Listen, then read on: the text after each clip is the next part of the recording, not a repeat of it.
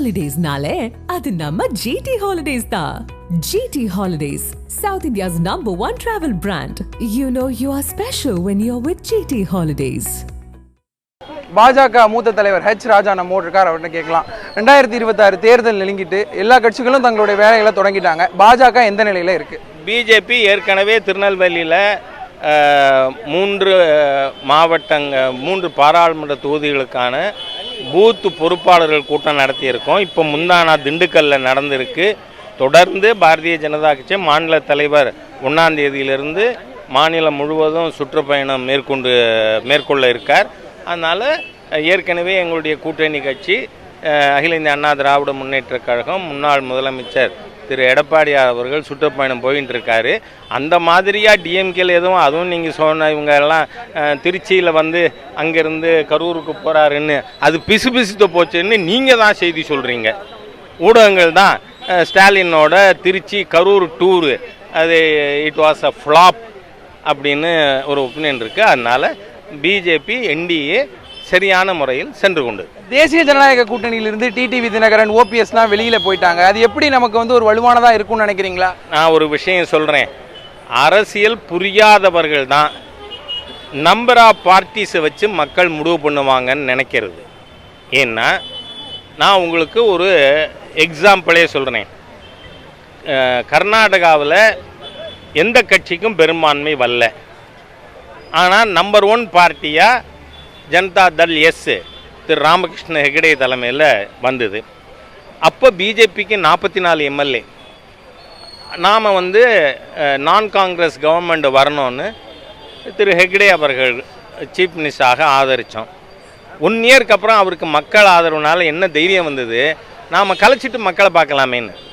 அப்போது மக்கள் கூட்டணி போட்டாங்க, ஹெகடேயை ஆதரித்தாங்க. பிஜேபியோட ஸ்ட்ரென்த்து கூட 44 நாளாச்சு. அதனால் நான் சொல்கிறேன், இன்ன தலைவர் இருக்கார் இல்லைங்கிறத பற்றி மக்கள் கவலைப்பட மாட்டார்கள்.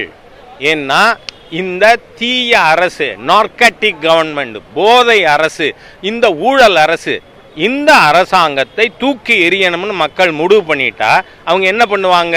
யாரால இந்த கவர்மெண்ட்டை ரீப்ளேஸ் பண்ண முடியும்? அவங்களுக்கு ஓட்டு போட்டுருவாங்க. அதனால் நம்பர் ஆஃப் பார்ட்டிஸை வச்சுலாம் தினம் சாயந்தரம் இந்த பொழுது போகாமல் டிவியில் உட்காந்து சவுக்கையில் பேசுகிற மாதிரியெல்லாம் ஒன்றும் பேச வேண்டாம். மக்கள் they are clear and this government will be thrown out. Vijay சுற்றுப்பயணத்தை தொடங்கி இருக்கிறாரு. பாஜக மத்திய அரசும் தமிழ்நாட்டுக்கு ஒன்றும் செய்யலைன்னு சொல்லி குற்றம் சாட்டுறாரு. நான் இருங்க சொல்கிறேன்னா, அதாவது விஜய்க்கு என்ன தெரியும் பொருளாதாரம்? ஃபார் எக்ஸாம்பிள், அவர் நான் நீட்டை எதுக்குறேங்கிறார். பாண்டிச்சேரியில் என்ன பேசிஸில் மருத்துவ மாணவர்கள் சேர்ப்பாங்க? நாடு பூரா இருக்கிற ப்ரீமியர் மெடிக்கல் காலேஜஸில் எதன் அடிப்படையில் சேர்ப்பாங்க? அதுக்கு ஒரு எக்ஸாம் வேணுமா வேணாமா? அப்போ இவர் நீட்டை எதுக்குறாருனா இவருக்கு அரசியலும் தெரியலை, சட்டமும் தெரியலைன்னு தானே அர்த்தம். சரி, இதை பற்றி பேசுகிறாரு. கச்சத்தீவுடைய ஏபிசிடி தெரியுமா? அது காங்கிரஸ் கவர்மெண்ட்டு கொண்டு வந்து தாரை பார்த்தது. பார்லிமெண்ட்டில் அப்போஸ் பண்ணது யார்? அடல் பிஹாரி வாஜ்பாய். அதுக்கு எதிராக தமிழ்நாட்டில் ஹைகோர்ட்டில் கேஸ் போட்டது யார்? திரு ஜனா கிருஷ்ணமூர்த்தி. இந்த அரசியலெல்லாம் படிச்சுட்டு வரட்டும்ங்கிறேன் நான். Vijay, you learn about politics, study and then come. Navratri துவங்கி இருக்கிறது. ஏற்கனவே நேற்றைய முன்தினம் மாண்புமிகு பாரத பிரதமர் திரு நரேந்திர மோடி அவர்கள் நான் ரெட் ஃபோர்ட்டில் பேசும்பொழுது தீபாவளி பரிசு கொடுக்குறேன்னு சொன்னேன். ஆனால் பல மாநிலங்களில் நவராத்திரி மிக விமர்சையாக கொண்டாடப்படுறதுனால இந்த GST 2ங்கிற பரிசு இந்த நவராத்திரிக்கே அறிவிக்கப்பட்டிருக்கு. நேற்றைய தினத்திலிருந்து மிக பெரிய அளவில் மக்களுக்கு பலன் அளிக்கின்ற விதத்தில் ஜிஎஸ்டி ரீஸ்ட்ரக்சர் செய்யப்பட்டிருக்கு. 4 ஸ்டேஜஸ் ஆஃப் டாக்ஸேஷன் இருந்தது ஜிஎஸ்டியில். 5%, 12%, 18%, 28%. அதில் 353 categories of goods and services. அது ஒன்று ஜிஎஸ்டி டேக்ஸ் விகிதம் குறைக்கப்பட்டிருக்கு, இல்லை நில்லுக்கு கொண்டு போகப்பட்டிருக்கு. ஏனென்றால் 12% ஜிஎஸ்டி வரி இருந்த பொருட்கள் எல்லாம் categories of goods and services ஒன்று 5% குறைக்கப்பட்டிருக்கு, இல்லை 0% குறைக்கப்பட்டிருக்கு. ஆக நேற்றையிலிருந்து பொதுமக்களுக்கு, நடுத்தர மற்றும் ஏழை எளிய மக்களுக்கு பயனளிக்கின்ற விதத்தில் ஜிஎஸ்டி ரேட்ஸு ரீஸ்ட்ரக்சர் செய்யப்பட்டிருக்கு. அதுலேயும் நீங்கள் பார்த்தீங்கன்னா 28% இருந்த பொருட்கள், அதில் பிரதானமாக கட்டுமான பொருட்கள், சிமெண்ட்டு, ஸ்டீல் அந்த மாதிரியே இருக்கக்கூடிய பொருட்கள் 28லிருந்து 18% குறைக்கப்பட்டிருக்கு. இதனால் என்ன ஆகும், அந்த துறையில் எக்கனாமிக் ஆக்டிவிட்டீஸ் கூடும், அதன் மூலமாக வேலை வாய்ப்புகள் அதிகரிக்கும். நீங்கள் பார்த்தா முன்னையெல்லாம் எக்ஸ்போர்ட் ஆர் பெரிஷ் அப்படின்னு பொருளாதார நிபுணர்கள் பேசி வந்தாங்க. இப்போ கன்சியூம் ஆர் பெரிஷ்ங்கிற அளவிற்கு மக்கள் மத்தியில் பணம் அதிகமானால் அவர்கள் அதிகமாக பொருட்களை வாங்க முடியும், நுகர முடியும். அதன் மூலம் உற்பத்தி பெருகும், வேலை வாய்ப்புகள் அதிகரிக்கும். நீங்கள் பார்த்தால் மாண்புமிகு பிரதமர் மோடி அவர்கள் தலைமையிலான அரசாங்கம் கடந்த 7-8 மாதங்களுக்குள் 2 மிகப்பெரிய பொருளாதார நடவடிக்கைகள் மேற்கொண்டிருக்கு. ஒன்று, 25-26 நிதியாண்டிற்கான பர்சனல் டாக்ஸேஷன், தனிநபர் வருமான வரி, அதனுடைய லிமிட்டு 12 லட்சமாக உயர்த்தப்பட்டிருக்கு. நீங்கள் பார்த்தீங்கன்னா 2014 மன்ம பிரதமர் மோடி அவர்கள் ஆட்சிக்கு வரையில் பேசிக் டாக்ஸேஷன் லிமிட்டு 3 லட்சமாக இருந்தது. இன்றைக்கி அது 12 லட்சமாக உயர்த்தப்பட்டிருக்கு. இதனால் நடுத்தர வர்க்கத்தினர், சேலரீடு கேட்டகரி மிகப்பெரிய அளவில் பலன் அடைகிறார்கள். அதை ஒட்டி ஒரு மிகப்பெரிய போல்டு ஸ்டெப்புன்னு சொன்னால் இந்த ஜிஎஸ்டி ரீகன்ஸ்ட்ரக்ஷன். நீங்கள் பார்த்தீங்கன்னா சாதாரண ஏழை மக்கள், நடுத்தர வர்க்கத்தினர் மிகப்பெரிய அளவில் சொல்லப்போனால் நாட்டில் இருக்கின்ற 140 கோடி மக்களுக்கும் ஏதோ ஒரு விதத்தில் பலன் அளிக்கக்கூடிய சீர்திருத்தம் இது. இதை வரவேற்கணும். வரவேற்காமல் பொருளாதார அடிப்படை ஞானம் இல்லாமல், நான் அறிவில்லாமல் சொன்னால் நீங்கள் ஏதாவது வைரல் ஆக்கிடுவீங்க. அதனால் பொருளாதார ஞானம் இல்லாமல் ஏன் இது 17 பண்ணலைன்னு சில பொருளாதார அறிவிலிகள் பேசுகிறாங்க. நீங்கள் 2006 பட்ஜெட்டில் அன்றைய நிதியமைச்சர் திரு பிரணாப்குமார் முகர்ஜி அவர்கள் 2007 ஜிஎஸ்டி வரும்னு சொன்னார். பண்ணினாங்களா? பண்ண முடிஞ்சுதா? ஏன் முடியலை? எல்லா மாநில அரசாங்கங்களும் என்ன ஒரு கண்டிஷன் வச்சாங்கன்னா, ஏன்னா நீங்கள் ஜிஎஸ்டியில் ஒரு ரேட்டும் கூட டிசைடு பண்ணது ஜிஎஸ்டி கவுன்சில் தான், இண்டிவிஜுவலாக சென்ட்ரல் கவர்மெண்ட் இல்லை. அப்போது மாநில அரசுகள் வச்ச கண்டிஷன் என்ன? ஜிஎஸ்டி அமல்படுத்துகின்ற காரணத்தால் ஏற்படுகின்ற வருவாய் இழப்பை 5 ஆண்டுகளுக்கு மத்திய அரசாங்கம் ஈடு செய்யணும்னு கண்டிஷன் போட்டாங்க. திமுக போட்டது, திரிணாமுல் போட்டது, அக்காலி போட்டது, எல்லா கட்சிகளும், காங்கிரஸ், எல்லா ஈவன் பிஜேபி சீஃப் மினிஸ்டர்ஸ் கேட்டாங்க. ஆனால் இதை செய்யறதுக்கு டாக்டர் மன்மோகன் சிங், சிதம்பரம் காம்பினேஷன் தயாராக இல்லை, அவர்களுக்கு நம்பிக்கை இல்லை.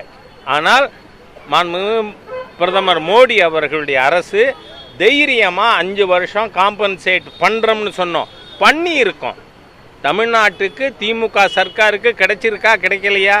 திரிணாமுலுக்கு கிடைச்சிருக்கா கிடைக்கலையா? பின்ன என்ன அர்த்தம் இல்லாத பேச்சு? ஏன் 17 பண்ணலேன்னு நீங்கள் பார்த்தால் 17 நாம் ஜிஎஸ்டி ரிஜீம் கொண்டு வரும் பொழுது இன்டைரக்ட் டாக்ஸஸ் மறைமுக வரி விதிப்பின் வருமானம் ஆண்டுக்கு 7,17,000 கோடி இருந்தது. அது இப்போ 22 லட்சம் ஆண்டுக்கு ஆக உயர்ந்திருக்கு. 5 வருஷம் மாநிலங்களுக்கு நம்ம காம்பன்சேட் பண்ணுற அந்த கட் ஆஃப் இயரும் முடிஞ்சிருச்சு. அதனால் மாண்புமிகு பிரதமர் மோடி அவர்கள் என்ன டிசைட் பண்ணார், இதை மக்கள் கையில் கொடுப்போம். ஏன்னா எல்லா பொருளும் 10% மினிமம் குறைஞ்சிருக்கு. அதனால் மக்கள் கையில் அதிகமான பணம் இருக்குமானால் அவர்களுடைய நுகர்வு சக்தி, வாங்கும் சக்தி, பர்ச்சேசிங் பவர் கூடும். அது மேலும் பொருளாதாரத்தை வளர்ச்சி அடைய தெரியும்னு நீங்கள் எல்லாரும் ஜிஎஸ்டி கவுன்சிலில் பார்ட்டிசிபேட் பண்ணி எடுத்த முடிவின் விளைவு தான் இத்தனையும். ஆனால் அதை விட்டுட்டு தமிழ்நாடு முதலமைச்சர் அவருக்கு பாவம் என்ன பண்ணுறது, பொருளாதாரம் படிச்சிருந்தா தானே. அது இல்லை, எங்கள் ஊர் கண்டனூர் சிதம்பரத்துக்கே தெரியல அது.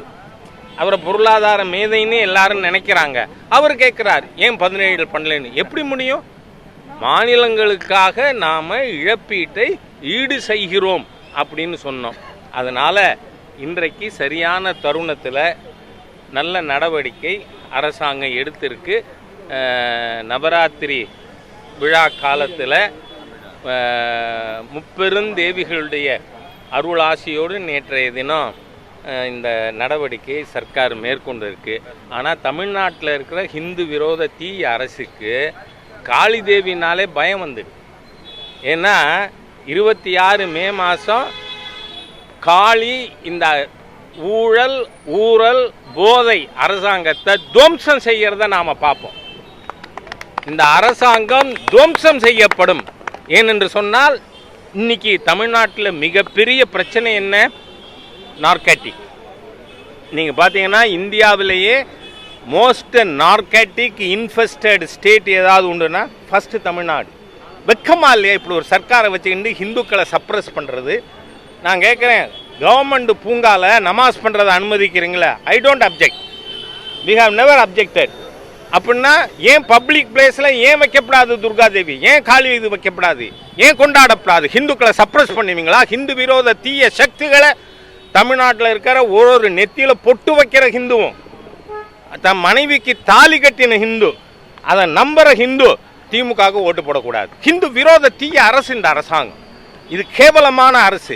சிறுபான்மையினரை தாஜா செய்கிறதுக்கு ஒரு லிமிட் இல்லையா?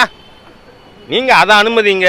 பப்ளிக் பார்க்கில் நமாஸ், it's all right, we have no objection. ஆனால் இங்கேயே நீங்கள் துர்கா பூஜாவை தடை பண்ணுவீங்க.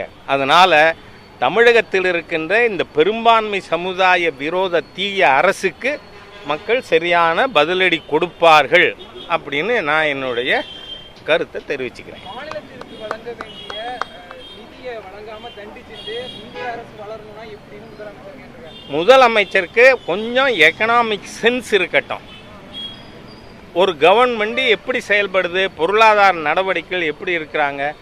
ஃபினான்ஸ் கமிஷனில் எல்லா மாநிலமும், இங்கே தமிழ்நாட்டில் கூட நாம் ஃபைனான்ஸ் கமிஷனில் என் தலைமையில் தான் டீம் போய் பார்த்தோம். அதில் நாம் சொல்லியிருக்கோம், இப்போ நீங்கள் பார்த்தா மாநிலத்துக்கு தர்ற எந்த நிதி தரல. Let us discuss openly. இப்போது ஜிஎஸ்டி கலெக்ட் ஆகுது. கலெக்ட் ஆகும் பொழுதே அது எப்படி பிரியுது? 50% மாநிலங்களுக்கு. தமிழ்நாட்டில் ஜிஎஸ்டி கலெக்ஷனில் 50% மாநிலத்துக்கு அன்றைக்கே கொடுத்தாச்சே. எது கொடுக்கல? சரி, மீதி 50% 100 ரூபாயில் 50 ரூபா சென்டருக்கு வர்றதில் 42% டிவல்யூஷன் ஆஃப் ரெவென்யூ. மாநிலங்களுக்கு அவுட் ரைட் 42% கொடுத்தோம். அப்போ உங்களுக்கு டோட்டல் எவ்வளோ ஆகுது? 50 பைசா, 100க்கு 50 ரூபா ஆல்ரெடி பிரிக்கும் பொழுதே ஸ்டேட் ஜிஎஸ்டி கிடைச்சிருது. மீதி சென்டர் தான் பெறுகின்ற 50%ல் 21% உங்களுக்கு கொடுத்துட்றோமே. 50ல் 21, மொத்தத்தில் 100ல் 42%.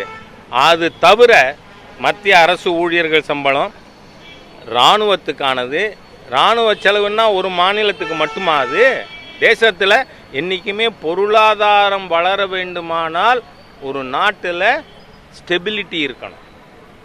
இன்றைக்கி அதை அழிக்கிறதுக்காக ராகுல் காந்தின்னு ஒரு தேச விரோத நபர் ஏன்னா இது நான் சொல்லலை, ராகுல் காந்தியே என்ன சொல்லியிருக்கார், I not only fight BJP, I not only fight RSS, I fight Indian ஸ்டேட்னு சொன்ன தேச துரோகிகள். இவங்களுக்கு பொருளாதாரத்தில் உண்மையாக எப்படி நடக்குதுன்னு 71 பைசா கொடுத்தாச்சு. மீதி மத்திய சர்க்காருக்கு வர்றதே எவ்வளவு? 29 நயா பைசா ஒரு ரூபாயில். அதில் தான் மத்திய அரசு சிப்பந்திகளுக்கு சம்பளம், இராணுவ செலவுகள், இராணுவ தளவாடங்கள் இதெல்லாம் பண்ணினது போக இன்றைக்கி தமிழ்நாட்டிலேயே கூட ஏதாவது ஒரு எக்கனாமிக் ஆக்டிவிட்டி, இன்ஃப்ராஸ்ட்ரக்சர் ஆக்டிவிட்டி இருக்குன்னா சென்ட்ரல் கவர்மெண்ட் ப்ராஜெக்ட்ஸ் தான். ஸ்டேட் கவர்மெண்ட்டில் என்ன பண்ணியிருக்கீங்க?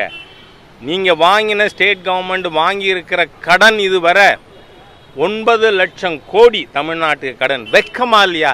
ஆன முதலில் அதிகம் செலவானால் மானமடிந்து மதிகட்டு போன திசை எல்லாருக்கும் கள்ளனாய், ஏழ்பிறப்பும் தீயனாய், நல்லா இருக்கும் பொல்லனாம் நாடுன்னு நாட்டுக்கு பொல்லாதவரா மோசமான ஆட்சி நடத்துகிற ஸ்டாலின் கேட்கலாமா?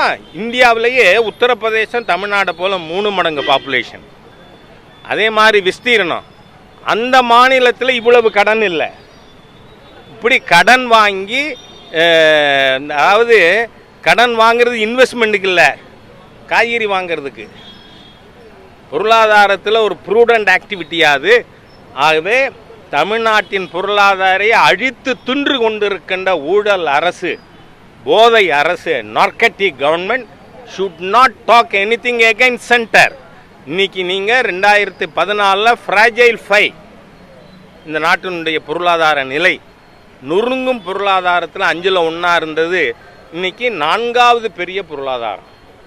ஆகவே அதனால் தினம் மோடி அவர்கள் இருக்கிற திசைக்கு ஸ்டாலின் ஒரு வணக்கம் போட்டுட்டு வேலையை ஆரம்பிங்கிறேன்னா, if you have got any interest in people of Tamil Nadu, தமிழக மக்கள் மீது இவருக்கு ஏதேனும் பற்று இருக்குமானால் யூ ஷுட் வெல்கம் இட். அதனால் அனர்த்தம் இவங்க பேசுறது அது மக்கள் ஏற்றுக்குவாங்க. வீட்டுக்கு வீடு போய் இந்த தினமே பிஜேபி மூத்த தலைவரெல்லாம் ஆவினில் போய் கேட்குறாங்க, நீங்கள் டேக்ஸ் குறைச்சிருக்கோம், அதை நீங்கள் கன்சியூமருக்கு எக்ஸ்டெண்ட் பண்ணியிருக்கீங்களான்னு. பண்ணலையே. ஆகவே இது திருட்டுத்தனம் இல்லையா? மக்களை சுரண்டுற வேலை இல்லையா? அப்படி செயல்படுற மக்கள் விரோத திமுக அரசு, அந்த முதலமைச்சர் இந்த மாதிரி பேசுவது வன்மையாக கண்டிக்கத்தக்கது. நன்றி. ஹாலிடேஸ்னாலே அது நம்ம GT Holidays தான். GT Holidays, South India's #1 travel brand. You know you are special when you're with GT Holidays.